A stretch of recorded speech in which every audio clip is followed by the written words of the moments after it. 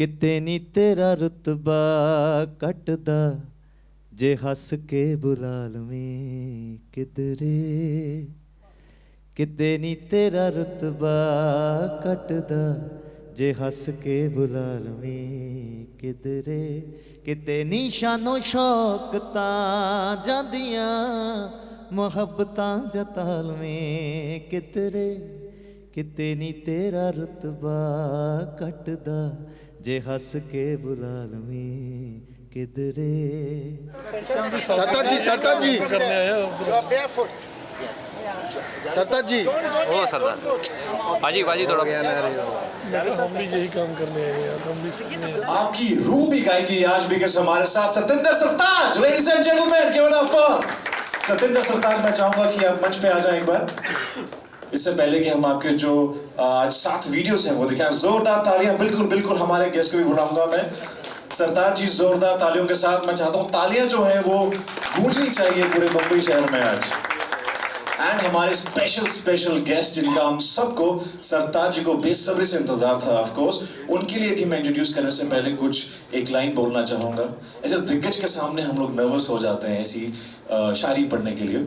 So well Kaifi आदमी साहब ने कहा था, दिल भी तू जान भी तू तुझ पर फिदा क्या करूं। जोरदार तालियां फॉर शबाना आजमी जी।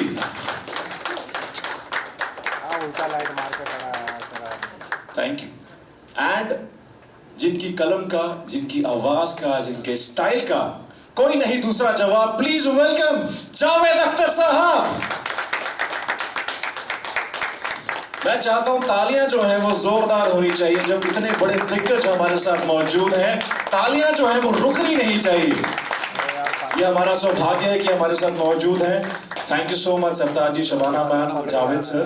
और आज हम आगाज करने जा रहे हैं, आपसे बहुत सारी बातचीत करेंगे, बहुत सारे सवाल मेरे ख्याल से मीडिया वालों के माइंड में है।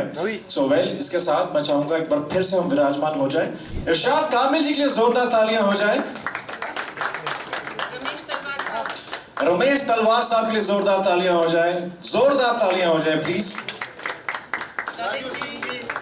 ललित जी के लिए जोरदार तालियां। लेडीज एंड जेंटलमैन मैं चाहूंगा सर प्लीज मंच पे आ जाएं।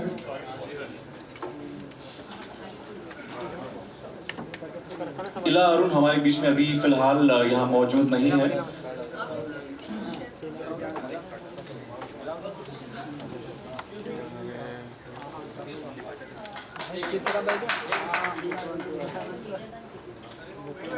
जी बिल्कुल, पाजी का हम साथ दे सकते हैं। पाजी अकेले तालियां बजा रहे हैं, पहले तो पाजी के लिए तालियां।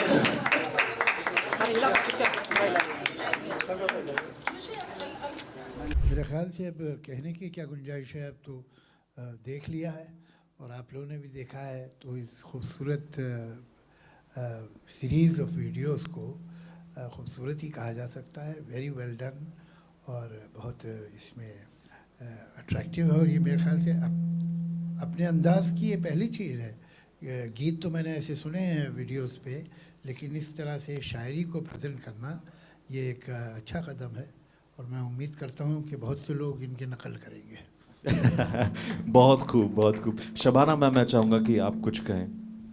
देखिए मैं तो माजरत चाहती हूँ क्योंकि जहाँ इतने दिग्गज शायर हैं वहाँ मेरी क्या हैसियत। नहीं, मुझे हमेशा ये बोला जाता है कि देखिए आपके वालिद शायर, आपके शौहर शायर, आपके ससुर शायर, तो क्या आप भी शायरी करती हैं?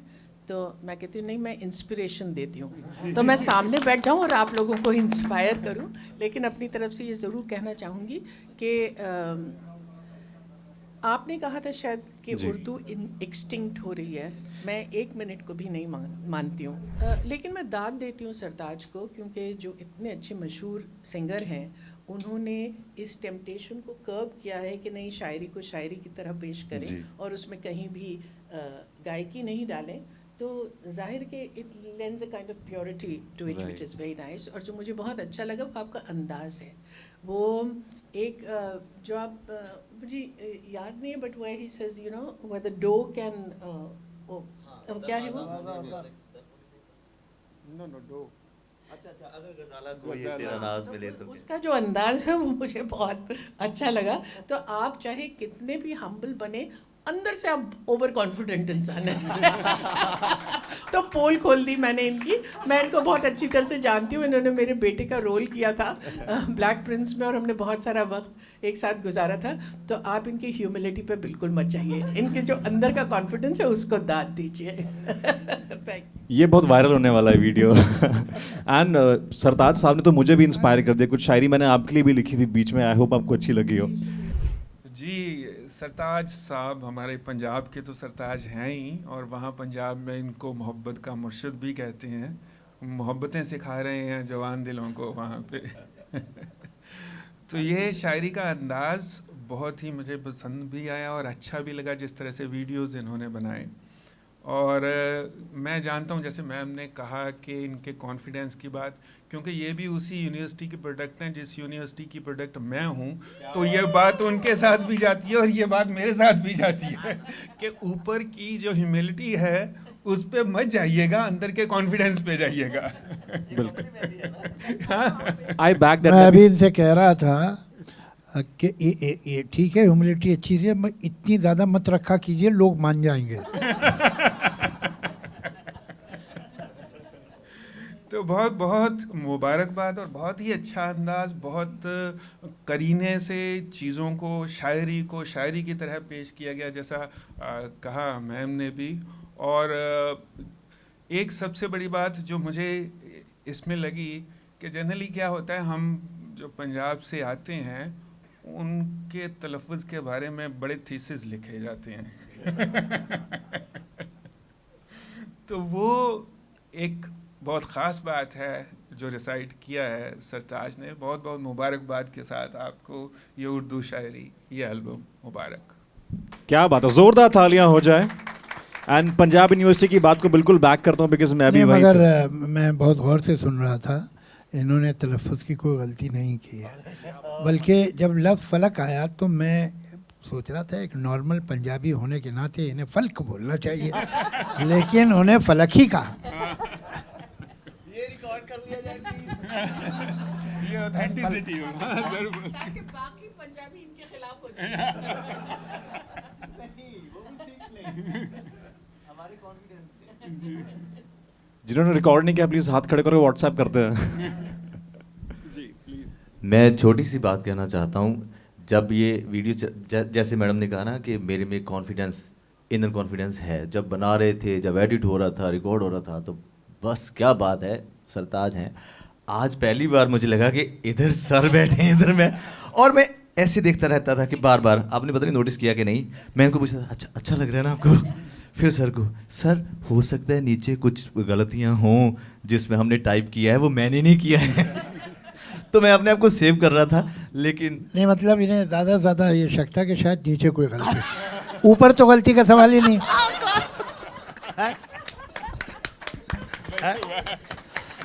ओह गॉड, दिस वाज मैसिव। मुझे ऐसा लगता है कि आपके ऊपर की गलतियों पे ना जाए ध्यान, इसलिए नीचे की गलतियां देखिए आप। हमारे मेट्स बता रहे हैं। ओह गॉड। मगर आप बताइए कि आपको ये आइडिया कैसे आया? आइडिया तो नहीं कहा जा सकता, ये मेरे में एहसास आया एक्चुअली। मुझे लगा ड्यूरिंग लॉकडाउन, जैसे हम तकरीबन सब लोग फ्री ही थे, मैं तो बिल्कुल ही था, और कोई कॉन्सर्ट नहीं था, इंटरव्यूज़ नहीं थे, शूटिंग नहीं थी, कुछ नहीं था। तो this was the most fertile year being a creative human for me. मतलब ब्लेसिंग थी मुझे लगता है। कई लोगों के अपने गए हैं, उसमें बहुत जाहिर सी बात है, हमें दुख भी है। और लेकिन मैंने तकरीबन 250 या 200 के करीब नज़्में, गीत लिखे होंगे, ज़्यादातर पंजाबी थे। लेकिन जब 150 के पार हुए तो अपने आप उर्दू लिखने लगा, ना मालूम क्यों। और मैं, ये वैसे गलत बात है थोड़ी सी, पढ़ता कम हूँ, सुनता भी कम हूँ। वो मेरा वजह यह है कि मेरे पे असर बहुत जल्दी हो जाता है, तो अपने आप को थोड़ा सा वो वर्जन जैसा रखने के लिए। लेकिन ये कैसे शुरू हुआ, ये बहुत इत्तेफाक और ख़ूबसूरत इत्तेफाक था कि मैंने लगातार न मालूम कितनी उर्दू की वो अशार लिखे या नज़में लिखी। तो जब वो हो गई तो मैं, जाहिर सी बात है, मैं गवैया हूँ, कंपोज़र हूँ, मैंने वो कंपोज़ किए, मेरे पास रिकॉर्डेड भी हैं, गाए भी हैं कंपोजिशन में। लेकिन जब मेरा दिल किया कि यार कि अगर मैं इसको गाऊंगा तो हो सकता है सामीन में उसकी मौसीकी पे ज़्यादा ख्याल हो, उसमें उसकी तर्जदारी पे हो, उसके साज़ों पे हो, है ना, उसकी ब्यूटिफिकेशन जो म्यूज़िकली की है उस पे हो। तो मुझे लगा कि नहीं यार, ये ख़याल सबसे अहम होना चाहिए, अल्फाज सबसे अहम होने चाहिए, उसकी बहरबंदी, छंदबंदी, काफ़िया, रदीफ़, रवानी, जितनी भी वो चीज़ है अहमियत उसको मिलनी चाहिए, क्योंकि ये पहली बार मेरे साथ होगा। अदरवाइज़ मुझसे यही तो तवक्को की जाती है कि चलिए आप ये हैं गाएंगे। तो जब मैंने ये तय कर लिया कि मैं ऐसा करूँगा तो सारी टीम को ये लगा कि ये कैसा सुसाइडल अटैम्प्ट है। एक तो पंजाबी सिंगर हो, उर्दू लिखा है और उसको भी गा नहीं रहे हो, और ऊपर से यह है कि अच्छा दुबई और कहाँ कहाँ जाके शूट कर रहे हो कि मुझे करना भी है। तो उनको ये ऑकवर्ड तो लगा ही था, जाहिर सी बात है, जब इस कट थ्रोट कम्पिटिटिव इंडस्ट्री में आप होते हैं तो ऐसी चीज़ें जाहिर सी बात है आपके लोग सोचते हैं। लेकिन मैं अपने आप को इस बात से बहुत खुशकिस्मत समझता हूँ, फॉर्चुनेट हूँ कि मुझे सक्सेस इस चीज़ में लगती है कि जो आप करना चाहो वो कर सको। इस बात में नहीं कि आपका काम सराहा जाए, वो हिट हो जाए, वो बहुत लोग सुने, वो जाहिर सी बात है ज़रूरी है, होना चाहिए, अगर हो जाए तो उससे बेहतर तो कुछ भी नहीं है। मगर आप अगर इस स्टेज पे हैं कि आप अपनी मर्ज़ी कर सकते हैं तो कर लेनी चाहिए। सो इसके लिए यही मेरा एक कदम था कि चलो ऐसा कुछ करके देखते हैं, अगर लोगों को अच्छा लगेगा बहुत अच्छी बात है, फिर करते रहेंगे, नहीं लगेगा तो फिर भी ठीक है, अपने लिए रख लेंगे। So this was the only and above all, जब हमने मैम से और सर से कांटेक्ट किया, जसीज जी हमारे वो यूएसए में हैं, मैम आज ही आए हैं यूरोप से, ये शूट पे थे बुडापेस्ट में, एक बहुत बड़ा मरहला तय करके आए हैं, ये खुद बताएंगे। तो उन्होंने कहा कि अच्छा मैं 11 बजे लैंड हो जाऊंगी, 4 बजे रख लेते हैं घर के पास ही रख लेते हैं। तो सर की ऑब्वियसली अवेलेबिलिटी बहुत ज़्यादा हार्ड होती है, उन्होंने इनसे पूछा और बात बन गई। और इरशाद सर, वो क्या कहते हैं, चेरी ऑन दी केक, वो भी। तो जितने भी लोग आए हैं, मैं इस मतलब कि कैसे इनका शुक्रिया अदा करूं, ये मेरे लिए बहुत बहुत बड़ा दिन है आज। Thank you sir, thank you so much. Question answers and I think पहली बात तो ये कि सरदार जी जो आपने एक्सपेरिमेंट कहेंगे, जो आप कह रहे हैं, आई थिंक इसके लिए मेरे तहे दिल से ज़ोरदार तालियां हो जाएं, बिकॉज अपने आप में मुझे लगता है कहीं ना कहीं रेवोल्यूशन लेके आने वाला है ये एक म्यूज़िक इंडस्ट्री में, बिकॉज ये बहुत बहुत प्यारा है and I am sure everybody must have had goosebumps while listening to this poetry, it's beautiful. So on that note, moving on to media, I want anybody to just come up with questions. We are short of time, so quickly we'll have just couple of questions. Yeah. Anybody? Introduce yourself.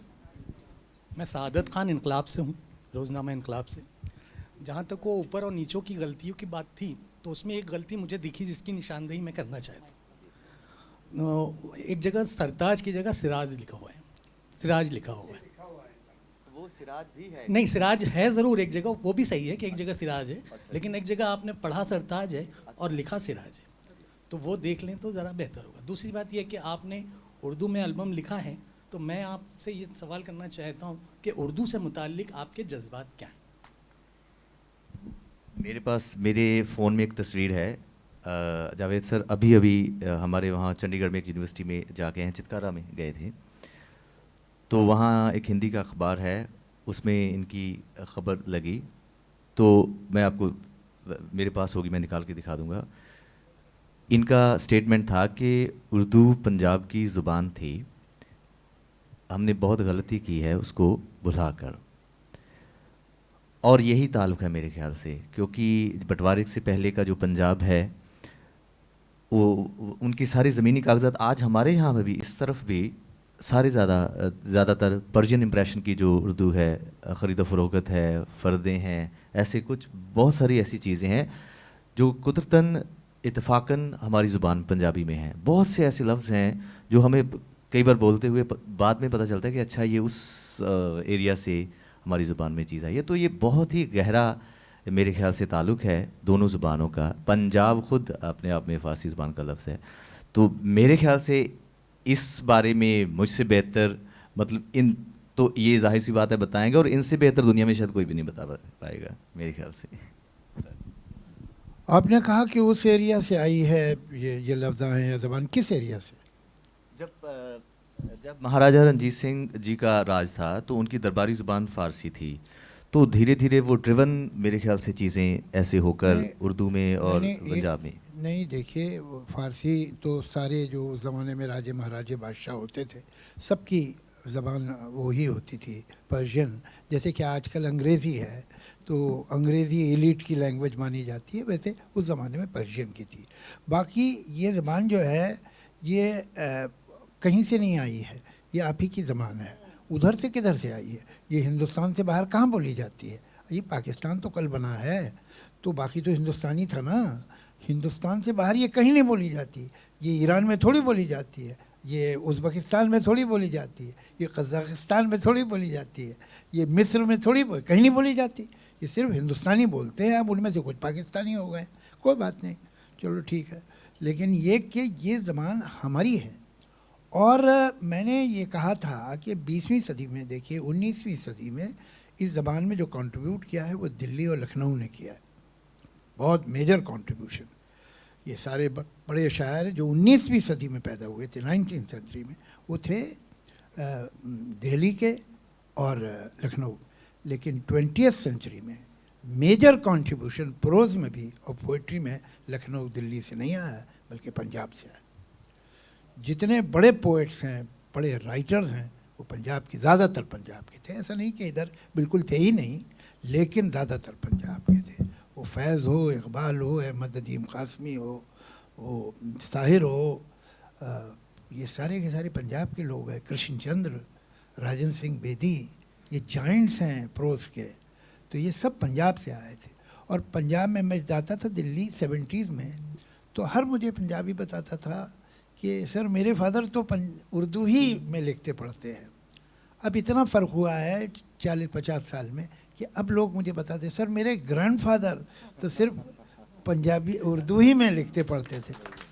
अरे मगर भाई, जब आपके father और grandfather पढ़ते थे तो आपने पार्टीशन की वजह से क्यों छोड़ दिया? पार्टीशन इसलिए कि पाकिस्तानियों ने कहा कि उनकी ज़बान है, तो वो तो कश्मीर के बारे में भी यही कहते। तो आप मान जाएंगे क्या? ये कैसे मान गए आप? ये आपकी ज़बान है। और पंजाब का जो कंट्रीब्यूशन है, मॉडर्न उर्दू पोइट्री और प्रोज़ के बारे में सोचा ही नहीं जा सकता बिना पंजाब के।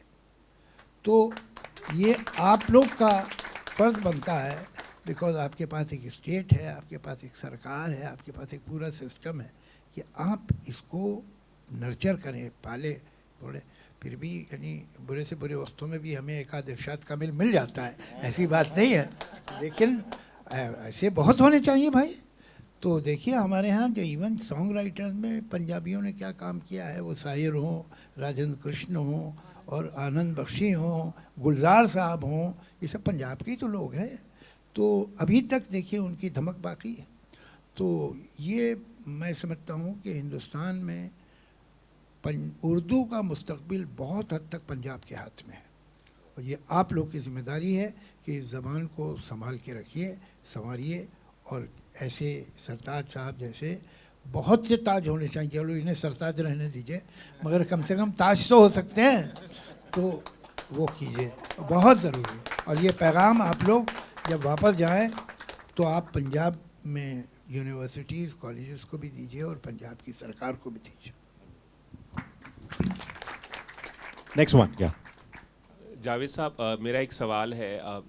उर्दू भाषा का सिनेमा में जितना इस्तेमाल हुआ करता था 40-50 के दशक से लेकर 70 के दशक तक, गानों में भी उर्दू का बहुत ज़्यादा इस्तेमाल होता था, डायलॉग्स में होता था, और स्क्रीन पर जब शीर्षक आता था तो भी उर्दू में लिखा जाता था। ये जो उर्दू का डिक्लाइन हुआ है सिनेमा में, उसे आप किस तरह से देखते हैं और आप क्या कहना चाहेंगे इस बारे में? ये एक बड़ा लंबा चौड़ा टॉपिक है। उर्दू ही का नहीं, अफसोस ये कि हिंदुस्तान में सारी इंडिजिनस लैंग्वेजेस इंक्लूडिंग हिंदी सबका डिक्लाइन हुआ है।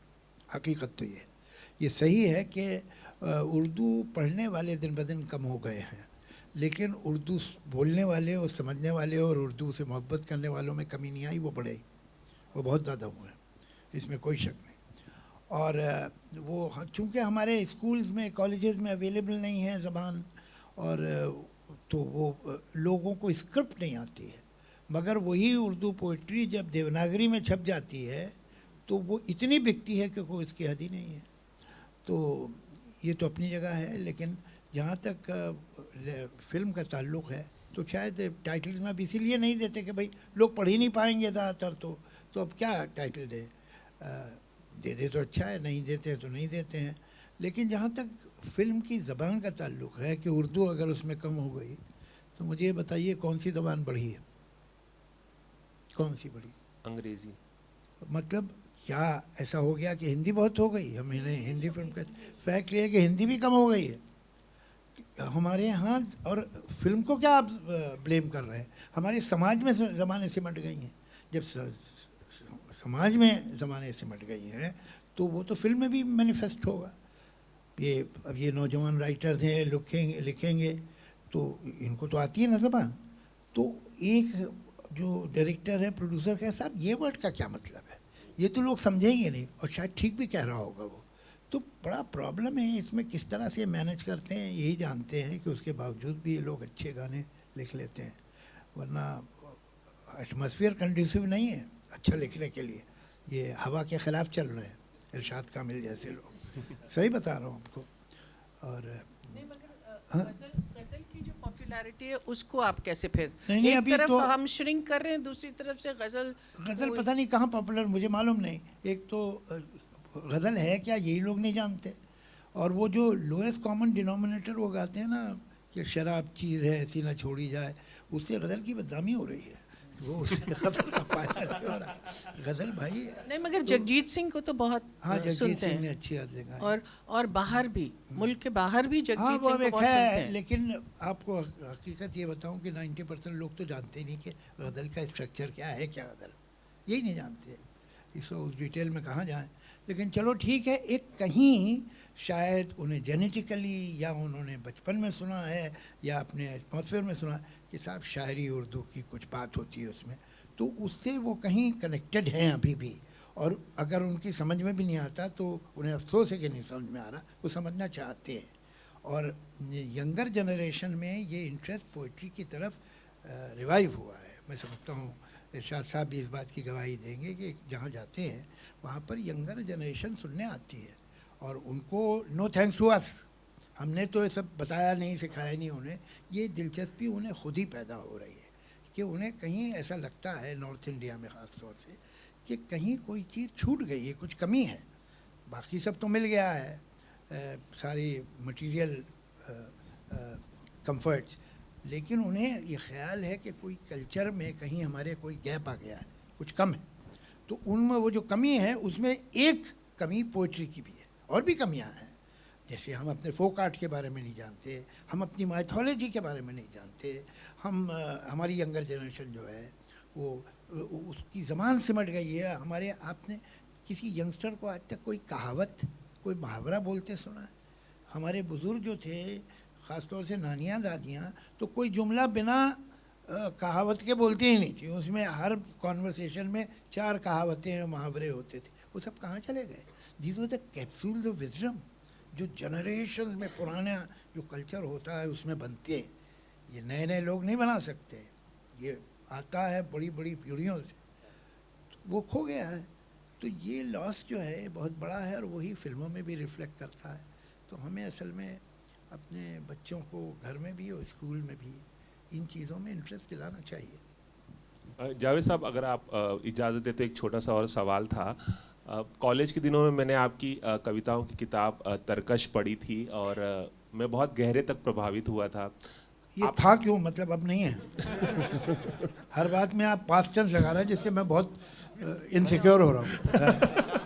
जी मेरे प्रोफेसर ने वो किताब दी थी, और आपने जिस शिद्दत के साथ अपने संघर्ष को उसमें बयां किया था, अपने बचपन से लेके जवानी का जो संघर्ष था और बाद में जो आपने सफलता पाई, कई किताबें उसके बाद आप पर लिखी गई। क्या आप खुद अपने कलम से अपने बारे में प्रोज फॉर्म में कभी कुछ इस तरह की किताब ऑटोबायोग्राफिकल लिखेंगे, या तरकश जैसी कोई उसका अगला अध्याय लिखना चाहेंगे, या कुछ सोच रहे हैं आप?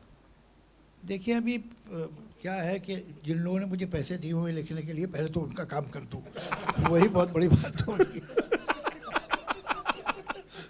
अच्छा, बाकी ये कि इन दिनों क्या है ज़रा तो ओवर सेचुरेशन हो गया, मेरे को थोड़ा एम्बेरस हो गया हूँ।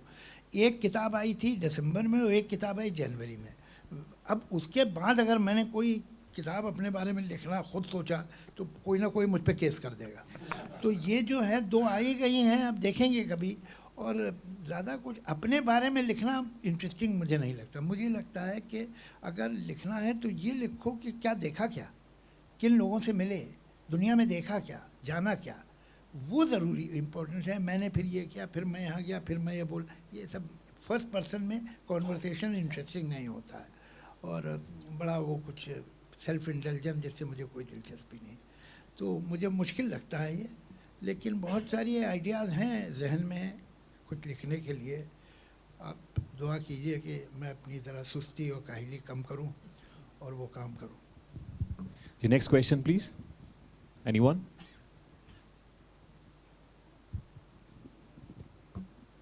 Any question before we wrap? Okay, you have. Pass on the mic, please.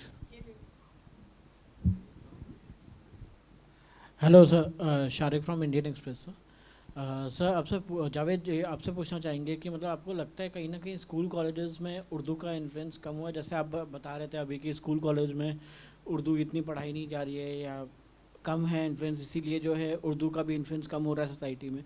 आपको लगता है कहीं ना कहीं बचपन में जो है आजकल के पेरेंट्स, स्पेशली आजकल के पेरेंट्स जो है इंग्लिश में बात करते हैं बच्चों से और मतलब कि नॉर्मल लैंग्वेज में बात नहीं करते हैं, सिर्फ इंग्लिश में बात करें, उसकी वजह से भी बच्चों। आप सही कह रहे हैं। अगर मतलब हम लोग कहाँ चले गए हैं, कभी सोचिए। कोई भी आदमी, उर्दू तो छोड़िए, हिंदी जो हमारी नेशनल लैंग्वेज है, अगर कोई आदमी हिंदी बिल्कुल सही बोलता है और अच्छी बोलता है तो आम आदमी की दूसरे की राय ये होगी कि इसकी अपब्रिंगिंग बहुत ही गरीब घर में हुई है, कहीं ये खाते पीते घर का नहीं है। तो ये तो हमारा इन्फीरियरिटी कॉम्प्लेक्स हो गया कि हमारे यहाँ अपनी ज़बान सही बोलना जो है, इसके मतलब है कि कुछ कमी है आप में। क्या आप हिंदी सही बोलते हैं तो इसके मतलब है पता नहीं कहाँ से आए आप। ये वैल्यू सिस्टम हो गया हमारा और हमें इसके ख़िलाफ़ जो है बिल्कुल प्रोटेस्ट करना चाहिए। बात क्या है, अब हम उर्दू उर्दू उर्दू ही कर रहे हैं, ठीक है, वो उर्दू का जो बात थी वो मैंने कही, लेकिन हकीकत ये है कि एक गुजराती बच्चे को ठीक से गुजराती नहीं आती, एक पंजाबी बच्चे को ठीक से पंजाबी नहीं आती, सिंधी बच्चे को सिंधी नहीं आती। ये बहुत अफसोस की बात है। आप कैसे पंजाबी हो सकते हैं अगर आपको नहीं मालूम कि बुल्ले शाह कौन है और उसने क्या लिखा है? तो फिर पंजाबी अधूरे व नाम से ही रह गए फिर तो आप। तो आपका जो कल्चर है, आपका जो लिटरेचर है, वो बुल्ले शाह ने लिखा हो, वो वारिस शाह ने लिखा हो, जब तक आप उसे नहीं जानते तो पूरी तरह से आप ज़मीन में आपकी जड़ें नहीं हैं। कितने सिंधी बच्चे आज होंगे, चलो फिर भी पंजाब है तो फिर भी कुछ पता चल जाता है। कितने सिंधी बच्चे पता होंगे कि जिनको मालूम है कि सिंधी में क्या लिटरेचर हुआ है और कितने बड़े बड़े पोइट्स पैदा हुए हैं सिंधी में, नहीं जानते। मैं तो नौजवानों से, सिंधी लड़कों और लड़कियों से बात करता हूँ तो हैरत से पूछते हैं मुझे, क्या बोल हिंदी में, सिंधी में पोइट्री, सिंधी में जाइंट्स पैदा हुए हैं, इतनी रिच लैंग्वेज है। संबंधी खत्म हो गया। ये बहुत ख़राब बात है। हिंदी नहीं जानते आप ठीक से। अगर आप नॉर्थ इंडिया में हैं, हिंदी नहीं पता आपको, वहाँ का फोक नहीं पता, तो आप क्या है, जड़ नहीं है, सिर्फ शाखें हैं और जड़ नहीं होगी पेड़ की, कब तक खड़ा रहेगा? तो ये मुझे इस बात का, ये सिर्फ एक उर्दू का गम नहीं है। एक समय था कि हम उर्दू का गम करते थे, अब तो हर भाषा का गम कर रहे हैं। सिचुएशन ये हो गई। नहीं तो ऐसे में सरताज की जो कोशिश है उसको हम ज़्यादा सराहेंगे और आपको फिर एक बात बहुत मुबारकबाद देंगे कि आपने बेटर सेंस प्रिवेल्स की बात नहीं सुन के आपने वो किया और आपका ये बहुत बड़ा कंट्रीब्यूशन है। So thank you very much. और क्योंकि यहाँ दो बहुत दिग्गज म्यूज़िक डायरेक्टर्स हैं तो मैं जतिन जी को और राजू सिंह जी को कहूँगी कि ये बहुत, सॉरी ललित, सॉरी मुझे बहुत सारी बार स्मिता बोला जाता है तो डोंट फॉरगेट दिस थिंग। तो ललित और राजू, सरताज बेहद अच्छा गाते हैं, ये आप लोगों को आप जानते हैं इस बात को, लेकिन इनको कोई ना कोई हिंदी फिल्म में गाना आप ज़रूर गवाएं। अच्छा, मुझे सरताज जी से एक सवाल ये करना है। अब आपने उर्दू में भी लिख के देख लिया, पंजाबी में तो आप लिखते ही थे, उर्दू में भी लिख के देख लिया, ज़्यादा मज़ा किस में आया, ज़्यादा दिल किस में लगा? बहुत गहरा सवाल, बहुत गहरा सवाल है। ये सर का है। ये इनकी उर्दू छुड़वा देंगे। देखिए, जो मादरी ज़ुबान है मेरी वो पंजाबी ही है, तो उसमें आसानी है, उसमें मतलब आप ऐसे बहते चले जाते हैं कि आपको शायद ख्याल भी नहीं रहता। ये उसकी रवानी, उसकी मादरी ज़ुबान होने का मेरा फ़ायदा है। तो लज़्ज़त की बात करें तो उर्दू ज़ाहिर सी बात है, जब आप नई कोई चीज़ चखते हैं तो वो ज़्यादा टेस्टी लगती है ना। जैसे मैंने आपको कहा कि आप जो रोज़ चीज़ खा रहे हैं उसके अलावा एक नई चीज़ खाएं, अच्छा यार ये बड़ी अच्छी है, नई मिली है, तो उस हिसाब से मुझे बड़ा मज़ा आया। और जब आपकी तारीफ़ हो जाए उस पर और ऐसे शख्स कर दें कि अच्छा वाह तलफ़्फ़ुज़ की दुरुस्तगी है, इतना मेरे लिए मतलब ऐसा है कि जैसे ऑस्कर मिल गया। तो मुझे आज भी याद है 4-5 साल पहले मैं घर गया था शबाना जी के, तो हम लोग जब शूट करते थे तो एक ही होटल में होते थे ब्रिटेन में, द ब्लैक प्रिंस। तो वहाँ ब्रेकफास्ट करते हुए मैंने आप इनको कभी सुनाना कि अच्छा ये देखिए मैं ऐसा भी लिखता हूँ, कि वो एक मेरा गाना ही था। तो मैंने कहा ये देखिए आपका नाम आता है इसमें, शबाना पल लड़खड़ाने लगे हैं। तो जब मैं घर गया तो सर भी वहीं थे इत्तेफाकन, तो ये कहते आप वो सुनाओ ना, वो जो आप मेरे लिए गाते हो। मैंने कहा नहीं सर बैठे अब नहीं, पर इन्होंने तो फिर इन्होंने नहीं आप सुनाओ, तो इन्होंने वो टेबल बजाया, मैंने कंपोजिशन गाई, और सर का मुझे आज याद है, आज भी इनका कम्प्लीमेंट था कि ये बहुत ताज़ा लग रहा है।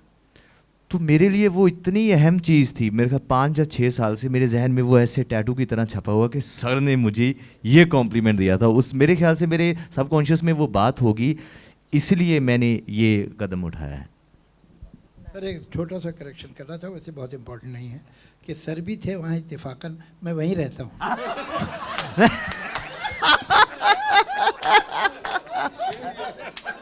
Oh God, zenith of sense of humor. Lalit ji हमारे साथ, मैं चाहता हूँ कि आप भी कुछ इस एल्बम के बारे में कहें, स्पेशल रिक्वेस्ट आ रही है लोगों से। मुझे तो बड़ा मज़ा आया ये देख के कि आप गाते इतना अच्छा हैं, उसके बावजूद आपने इस प्रकार से उसका वीडियो बनाया। आपके शेरों का बहुत एक अलग कॉन्सेप्ट लगा मुझे, और मैं बिल्कुल एग्री करता हूँ कि अगर ये ज़ोर पकड़ जाए तो बहुत मज़ा आएगा। और मैं आपको बहुत मुबारकबाद देता हूँ and wish you all the best. और ज़रूर हम लोग मिलेंगे साथ में और कुछ आपके गानों पे कुछ करेंगे डेफिनेटली, ज़रूर। कल मैं चंडीगढ़ में था, तो एक जैसे वहाँ का जो हिंदी मीडिया है तो वो कहते हैं कि चलिए कुछ इंटरव्यूज़ कर लेते हैं, जैसे दैनिक भास्कर एंड ऑल। तो उन्होंने कहा कि आपकी क्या उम्मीद है, आपने ये जो किया है। तो मैं अपने घर पे ही था, मैंने कहा देखिए उम्मीद तो कोई नहीं है, ख्वाहिश ज़रूर है। तो वो कह रहे हैं वो क्या है। मैंने कहा कि मुझे ये लगता है कि जो लोग जिनकी अभी भी घर की ये ज़ुबान है, जो शायद रोज़मर्रा में, जैसे मलेरकोटला में शायद कुछ लोग पाजी होंगे ऐसे शायद जो बोलते होंगे प्रॉबेबली, जैसे उन्होंने कहा कि लखनऊ या नॉर्थ इंडिया के काफ़ी इलाकों में जहाँ पे वो लिखते भी हैं, बोलते भी हैं, गाते भी हैं, उसमें उनको बस ये लग जाए कि यार ये एक सरदार लड़के ने कुछ करने की कोशिश की है, तो चलो इसको दाद दें थोड़ी बहुत, अगर कुछ गलती में है तो चलने दो, कोई बात नहीं। तो मेरी ये ख्वाहिश है कि उन लोगों तक ये मेरी बात पहुँचे, ताकि ये मोहब्बत का जो पैगाम है, ये ज़ुबानें, मुझे लगता है जैसे सर ने कहा, मैं अब थोड़ा कि उधर से आई है, उधर से मतलब मेरा सरहद पार से ही था, लेकिन उन्होंने मुझे करेक्ट किया कि ये हमेशा यहीं थी, यहीं बोली जाती थी, आज भी बोली जाती है। बहुत सारे लोग आज भी यहाँ पे घर पे भी बोलते हैं ये बात और ये ज़ुबान। लेकिन ये मसला ये है कि ज़ुबानें मज़हबों में बंट गई हैं। अब हम माने या ना माने, लेकिन ये हकीकत तो है ही कि ये इनकी ज़ुबान है, ये इनकी ज़ुबान है, पंजाबी सिखों की ज़ुबान है। तो उसका अभी मैं शबाना जी से बोल रहा था कि जैसे सर बोलते हैं ऐसा लगता है कि ये बोलते ही जाएं, बस हम लोग ये माइक रखें। और जितनी ज़िंदगी की बारीकियाँ, मैं इनकी वीडियोस देखता रहता हूँ, जब गुलजार साहब आए थे, इनकी किताब रिलीज़ हुई थी, आज भी अगर मेरा यूट्यूब आप खोलोगे तो इनकी कन्वर्सेशन चल रही होती है। मुझे ये लगता है कि कई शख्स ऐसे होते हैं जो अपने फ़न से भी बड़े होते हैं, कई लोगों का फ़न उनसे बड़ा होता है, लेकिन जावेद सर ऐसे शख्स हैं जो अपने फ़न से बहुत बड़े हैं। मतलब ये वैसे ही बोलते हैं, चाहे शायरी ना भी करें तो वो मतलब इतनी बारीक ज़िंदगियाँ समझा जाते हैं। सर इस पे मुझे प्लीज़ एलैबोरेट थोड़ा सा करें कि ये जो ज़ुबानें मानी जाती हैं कि ये मज़हब की ये ज़ुबान है, इसको हम कैसे मतलब डिल्यूट कर सकते हैं किसी तरीके से? अब कोई ज़िद ही कर ले तो आप कुछ कर ही नहीं सकते, लेकिन हकीकत ये है कि दुनिया में बहुत से मुल्कों में पार्टीशन हुआ है। ऐसा नहीं है कि सिर्फ हिंदुस्तान में, बहुत से मुल्कों में पार्टीशन हुए हैं। लेकिन पार्टीशन हमेशा माइनॉरिटी मांगती है हर जगह, all over the world. Minority कहती है हम तो इनसिक्योर्ड हैं तो हम अलग मुल्क चाहते हैं। पाकिस्तान दुनिया का एक मुल्क है जिसमें मेजॉरिटी ने पार्टीशन मांगा। 10 करोड़ बंगालियों ने 7 करोड़ नॉन बंगाली से कहा हम अलग मुल्क चाहते हैं, बांग्लादेश जो बाद में बना। और उनका मेन इशू था बंगाली, हमको उर्दू नहीं पढ़नी है, हमें बंगाली पढ़नी है। वो सब मुसलमान थे। 10 करोड़ मुसलमानों ने कहा कि हमको बंगाली पढ़नी है, बंगाली है। इसके आगे भी अगर कोई मज़हब में दबाव डाल रहा है तो उसकी मर्जी। कहाँ है, क्या रियलिटी इसकी? पंजाबी क्या सिखों की ज़बान है? किसने कहा? तो पंजाब में जो हिंदू रहते हैं वो क्या जर्मन बोलते हैं? क्या बोलते हैं वो? पंजाबी बोलते हैं। पंजाबी पंजाब की ज़बान है, सिखों की ज़बान नहीं है। और जो सिख पैदा हुए हैं और पले बड़े हैं बिहार में, उन्हें एक वर्ड नहीं आता पंजाबी का, वो ठेठ बिहारी बोलते हैं। मैं मिला हूँ उन सिखों से जो ईरान में पैदा हुए हैं और सिख हैं और रिलीजियस सिख हैं, वो पर्शियन में बात करते हैं।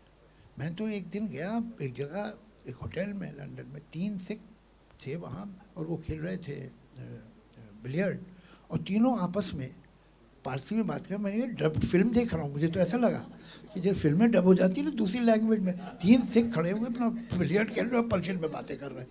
तो इलाकों की होती है ज़बान, इलाकों की होती है, मज़हबों की नहीं हो सकती।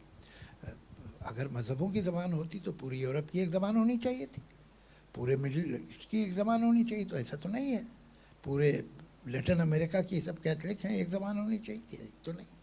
तो ये इलाकों की, बंगाल की, पंजाब की, केरला की, उड़ीसा की अलग अलग ज़बानें हैं। ज़बानें इलाकों की होती है, मज़हब की नहीं होती। और ये एक झूठ बोला गया, ये जो 2 नेशन थ्योरी थी वो थ्योरी गलत थी। उस झूठ को निभाने के लिए ये एक झूठ ये भी था कि ये उर्दू जो है ये मुसलमानों की ज़बान। किन मुसलमानों की? तमिलनाडु में जो आज मुसलमान रहते हैं उनकी ज़बान है।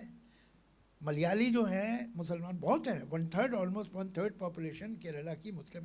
वो क्या बोलते हैं? उर्दू बोलते हैं।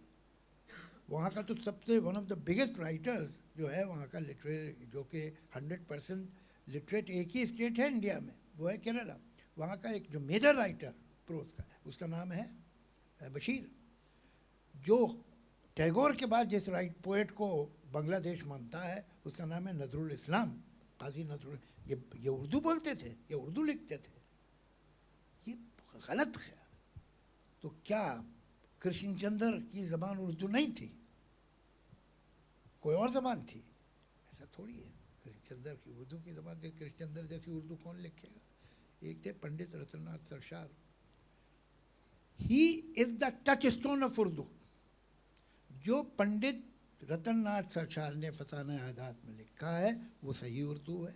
और जो उसके ख़िलाफ़ लिख रहा, कोई लाइन जिसमें उन्होंने इस चीज़ को बोला कि मैस्कुलिन जेंडर दिया या फेमिनिन जेंडर दिया, इस वर्ड को ऐसे इस्तेमाल किया तो यही सही है। उससे अलग और उसके ख़िलाफ़ अगर कोई बोलेगा या लिखेगा तो गलत है। इतनी उनकी लैंग्वेज को करेक्ट माना जाता है। He is the touchstone, Pandit Ratannath Sarshar. तो ये सब तो कहने वाली बातें हैं। हकीकत ये है कि मज़हब तो लैंग्वेज हमसे मांगता है भाई। कोई ऊपर से खुदा ने तो कोई लैंग्वेज भेजी नहीं, सब इंसान। खुदा हमारी बनाई हुई लैंग्वेज में तो बात करता बेचारा, तो उसके पास अपनी कोई लैंग्वेज ही नहीं है। मज़हब में वो कहाँ से देगा लैंग्वेज? तो होगी तो देगा ना। जावेद साहब बहुत खूब, thank you so much. We are done with the media. Thank you. We've already done 2.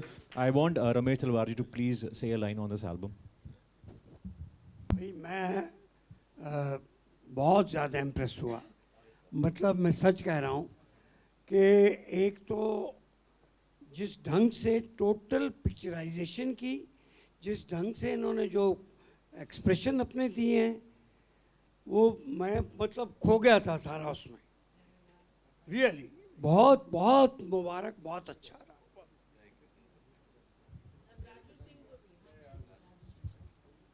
Actually मुझे अभी भी मौका मिला था जहाँ हमने एक प्रोजेक्ट साथ में काम किया है, which is a Punjabi film Kali Jotta, and Shabana ji, the songs are from here, soulful songs, Tera Rutba, wow, everybody's loving the songs and everything. I did the music score for it, so मुझे तो आपका ये साइड पता ही नहीं था, तो we have more scope not only Punjab to do Punjabi songs together, but of course Hindi also now. We'll तो मतलब एक्चुअली इनका जो एजेंडा है वो ये कि हम दोनों की पीठ पे लात मारना है। पर इंशाल्लाह मतलब मैं इतनी, सर मैं हैरान हूँ, मतलब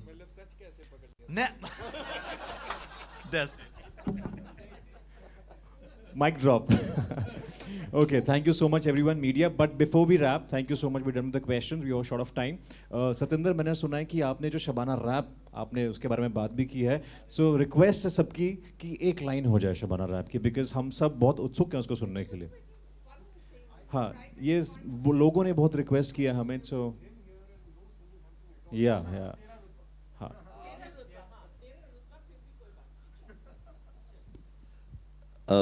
हमारी एक फिल्म सर अभी आई थी, वो पंजाबी में थी, उसका नाम है कली जोटा, वो अभी भी थिएटर्स में है, मतलब फॉर्चुनेटली 7th वीक चल रहा है। कोई रीजनल फिल्म इतने लंबे समय तक थिएटर्स में, ये हमारे लिए बड़ी खुशनसीबी की बात है, और मोस्ट सक्सेसफुल प्रॉबेबली उसको माना जाता है रीजनल सिनेमा में अब तक। तो उसका एक वो पंजाबी में गाना है किते नी तेरा रुतबा कटदा जे हस के बुलाल में किधरे, किते नी तेरा रुतबा कटदा जे हस के बुलाल में किधरे, किते नी शानो शौकता जादियां मोहब्बतां जताल में किधरे, किते नी तेरा रुतबा कटदा जे हस के बुलाल में किधरे।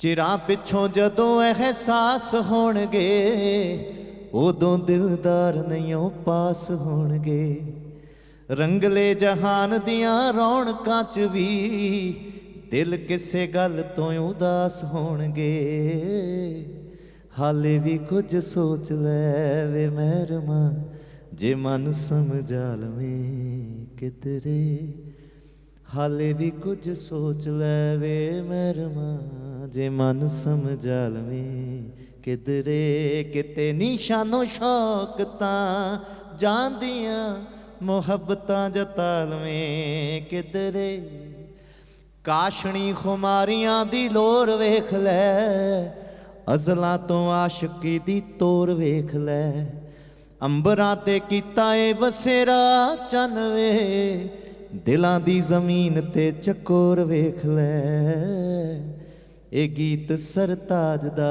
ए हाण दा जे रूहां च वसाल में किधरे, ए गीत सरताज दा ए हाण दा जे रूहां च वसाल में किधरे, किते निशानो शौकतां जांदियां मोहब्बतां जताल में किधरे, किते नी तेरा रुतबा कटदा जे हस के बुलाल में किधरे। रोंगटे खड़े कर देने वाली आवाज के लिए जोरदार तालियां हो जाएं। शायराना सरताज जी आज की evening, thank you so much for being here. Media, thank you so much. And thank